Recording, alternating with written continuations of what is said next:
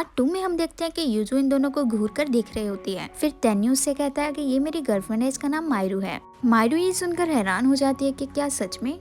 तभी वो लड़की कहती है ठीक है, मुझे यकीन नहीं था, लेकिन मैं तुमसे अच्छा लड़का ढूंढ लूंगी। ये कहकर वो गुस्से से वहाँ से चली जाती है। फिर मायरू से कहती है कि मास्टर आपने इसे झूठ क्यों बोला।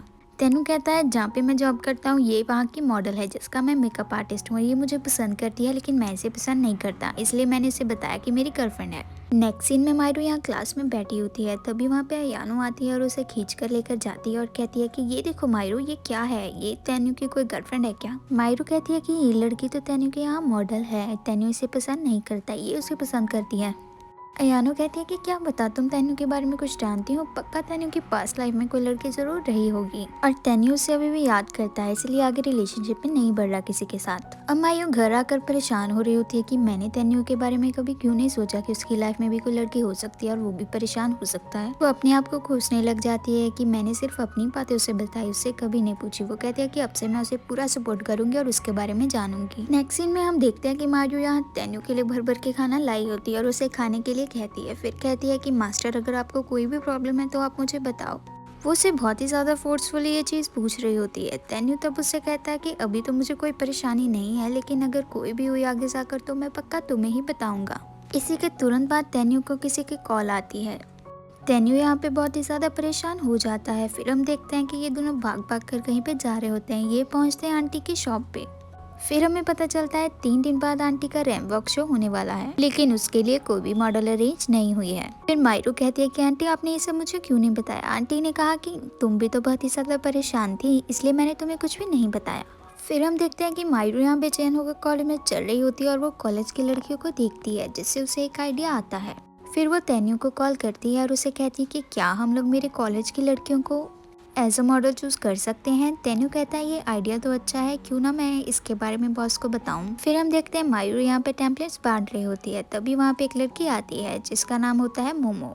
वो कहती है कॉलेज की लड़कियों का रैंप वॉक का आइडिया तो बहुत अच्छा है, क्या मैं यहाँ पे भी आ सकती हूँ।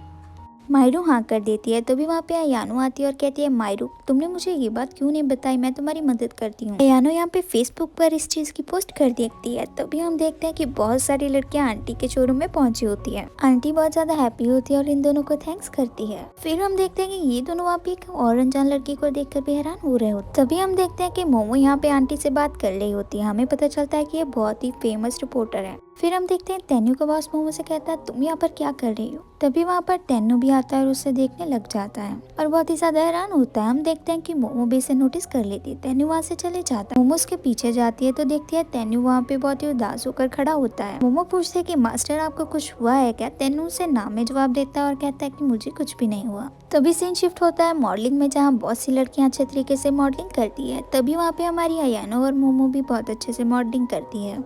शो ओवरऑल बहुत ही ज्यादा अच्छा जाता है, तो आंटी इन सबको ब्रीफली थैंक यू करती हैं। फिर हम देखते हैं कि तेन्यू और मोमो आपस में बात कर रहे होते हैं। इन दोनों को यहाँ पे मायरू और अयानो भी देख लेते हैं और वो दोनों बहुत ही ज्यादा हैरान होते हैं। तभी हम देखते हैं कि इन्हें पता चलता है कि ये दोनों तो एक्स गर्लफ्रेंड बॉयफ्रेंड है। फिर हम देखते हैं कि अनु इस चीज से बहुत ही ज्यादा नाराज और गुस्सा हो जाती है।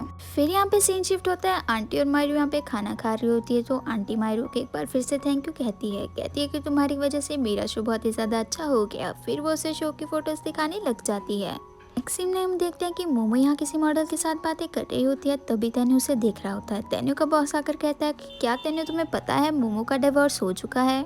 वो कहता है कि अब मोमो यहाँ पे परमानेंटली आ चुकी है। तेन्यू उन्हें ध्यान से देखने लग जाता है। इस सीन पास में शिफ्ट होता है तेन्यू और मोमो की यादों में। हम देखते हैं कि मोमो एक बार बहुत ही ज्यादा रो रही थी अपने हस्बैंड की वजह से। तेन्यू से कहता है कि तुम उसे डिवोर्स दे दो और वो तुम्हें इतना परेशान करता है, लेकिन मोमो इस चीज के लिए मना कर देती है। नेक्स्ट हम देखते हैं तेन्यू का बॉस उसे बताता है कि मोमो परमानेंटली फॉरेन चली गई है अपने हस्बैंड के साथ। ये सुनकर तो तेन्यू बहुत ही ज्यादा हैरान हो जाता है और वो उसे ढूंढने के लिए जाता है। जब वो उसके घर पर जाता है तो देखता है कि उसका घर खाली होता है। तभी सीन प्रेजेंट में शिफ्ट होता है। तेन्यू उसे ध्यान से देख रहा होता है। नेक्स्ट हम देखते हैं कि मायरू और अयानो दोनों मोमो के बारे में बातें कर रहे होते हैं। अयानो तो यहाँ पे बहुत ही ज्यादा गुस्सा होती है। वो कहती है कि मोमो की इतनी हिम्मत कैसे हुई, अपना डिवोर्स का सहारा लेकर वो मेरे तेन्यू के साथ रहना चाहती है। मायरू उसे देखने लग जाती है। फिर मायरू कहती है कि हमें उन दोनों को साथ में रहने देना चाहिए अगर तेन्यू उस चीज के लिए हमें बढ़ता है। लेकिन फिर वो सोचने लग जाती है कि ये सब सुनकर मुझे अजीब और बुरा क्यों लग रहा है। क्या मेरे साथ कुछ गलत हो रहा है? तभी हम देखते हैं कि घर पे मोमो फिर से ये सब बातें फील कर रही होती है और हैरान हो रही होती है। नेक्स्ट सीन में हम देखते हैं कि अयानो ने मोमो को कहीं पे बुलाया होता है। हम देखते हैं कि ये दोनों तो इनका पीछा कर रही होती हैं कि ये लोग कहाँ पे जा रहे हैं। तभी हम देखते हैं कि एक्वेरियम में यहाँ पे मोमो तेन्यू को फिर से प्रपोज कर देती है और कहती है कि मेरा डिवोर्स हो चुका है, मैं तुम्हारे साथ रहना चाहती हूँ। तेन्यू यहाँ पे इमोशनल हो जाता है और उसे गले लगाने लग जाता है। ये देखकर तो हमारी मायरू और भी ज्यादा परेशान हो जाती है। अयानो उसे देखती है और पूछती है कि तुम क्यों परेशान हो रही हो। तभी मायरू भागने लग जाती है। फिर अयानो उसे रोकती है और पूछती है कि क्या तुम भी तो तेन्यू को पसंद नहीं करती। तभी उसे पता चल जाता है कि हाँ, ये भी तेन्यू को पसंद कर रही है। फिर यहाँ पे तेन्यू कहता है मुझे थोड़ा टाइम चाहिए तुम्हें आंसर देने के लिए। नेक्स्ट हम देखते हैं कि मायरू का तेन्यू की कॉल आ रही होती है। मायरू ये उसकी कॉल उठाती है तो तेन्यू कहता है कि तुम वहाँ पे क्यों आई थी। मायरू हैरान होने लगती है कि इसे कैसे पता चल गया। फिर उसे तेन्यू सच बताने लग जाता है कि उसने मुझे फिर से प्रपोज किया है और मैं क्या चाहूँ, मैं तो उसे एक और मौका देना चाहता हूँ। तब मायरू कहती है ठीक है, मैं आपके साथ हूँ मास्टर। सीन शिफ्ट होता है इन दोनों की तरफ। अयानो इससे बातें करने लग जाती है, कहती है कि हमें उन्हें फिर से मौका देना चाहिए। अयानो उसके साथ कहती है कि मैं तुम्हारे साथ राइवरी कर रही हूँ और मैं कभी भी तेन्यू को उसके साथ रहने नहीं दूंगी। फिर हम देखते हैं कि मायरू यहाँ पे मोमो के घर पे जाती है उससे ये पूछने की कहीं वो झूठा तलाक का बहाना तो नहीं बना रही, लेकिन मोमो उससे पूछने से पहले बता देती कि हाँ, ये मैं बहाना बना रही हूँ क्योंकि मैं तेन्यू से प्यार करती हूँ और मैं उसके साथ रहना चाहती हूँ। मायरू तो हैरान हो जाती है कि ये मुझसे पूछने से पहले ही सब कुछ बता रही है और मैं तो इससे कुछ पूछ भी नहीं पा रही हूँ। फिर हम देखते हैं कि अयानो यहाँ पर बेस बदल कर मोमो के ऑफिस में चली जाती है और वो उसका फोन चुरा कर तेन्यू को मैसेज कर देती है कि आई एम सॉरी, मैं तुमसे अब रिलेशनशिप कायम नहीं करना चाहती। तेन्यू ये मैसेज पढ़ लेता है और वो हैरान होने लग जाता है। फिर हम देखते हैं कि अयानो ये चीज़ मायरू को बता रही होती है। मायरू कहती है कि तुम्हें ये सब नहीं करना चाहिए था, ये तो गलत है। फिर वो ये भी सोचने लग जाती है कि एक ही तरह से ये तो ठीक भी है, लेकिन वो भागने लग जाती है और तेन्यू के पास जाती है और उसे ये चीज़ें बता देती है। तेन्यू ये सुनकर हैरान होता है और कहता है कि क्या। फिर वो कहती है कि मास्टर, आप जो भी डिसीज़न लेंगे मैं उसके लिए आपके साथ हूँ। आप अच्छा डिसीज़न लीजिए। अगर आप उसके साथ रिलेशनशिप में जाना चाहते हैं तो भी ठीक है, नहीं है तो भी ठीक है। तेन्यू उसके हक करता है और कहता है कि तुमने मुझे कहा था कि मैं तुम्हारा गॉड हूँ, लेकिन असल में तो तुम मेरी गॉड हो।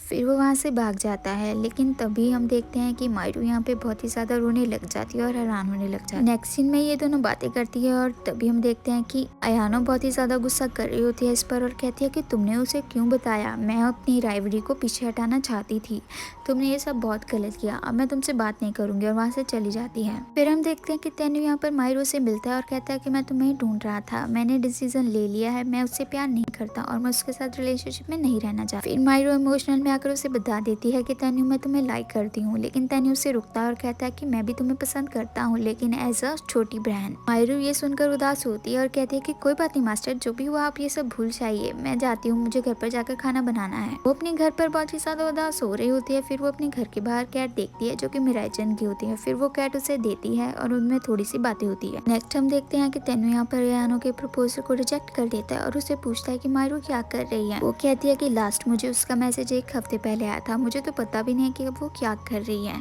तभी हम देखते हैं कि तेन्यू को एक मैसेज आता है जिससे वो हैरान होने लग जाता है। फिर हम देखते हैं कि मायरू यहाँ पर भागते भागते आती है और वो इन लोगों से पूछती है कि तेन्यू कहाँ पर है। ये लोग बताते हैं कि वो तो ग्राउंड में है। तभी वहाँ पर भाग कर जाती है तो वो फिर से उसी गड्ढे में गिर जाती है और अपने आप से कहने लग जाती है मैं तो फिर से गिर गई। तभी वहाँ पर तेन्यू आता है और उसे अपना हाथ देता है। फिर वो उसे उठाता है तो वो फिर उसे कहने लग जाती है कि मैं आपसे बहुत ही ज़्यादा प्यार करती हूँ और मैं अपने मन को समझा नहीं पा रही। तेन्यू उसे कहता है कि हाँ, मैं भी तुम्हें सच में पसंद करता हूँ। फिर वो उसे हग करता है और गले लगा लेता है और ये भी बताता है कि 1 ईयर के लिए वो फॉरेन जा रहा है अपनी फोटोशॉप के लिए। सीन शिफ्ट होता है आफ्टर 1 ईयर एयरपोर्ट पे, जहाँ हम देखते हैं कि तेन्यू फॉरेन से वहाँ पे आ जाता है और ये दोनों एक दूसरे को हग करते हैं और अपना रिलेशनशिप कंटिन्यू करते हैं। ड्रामा की एंडिंग यहीं पे होती है।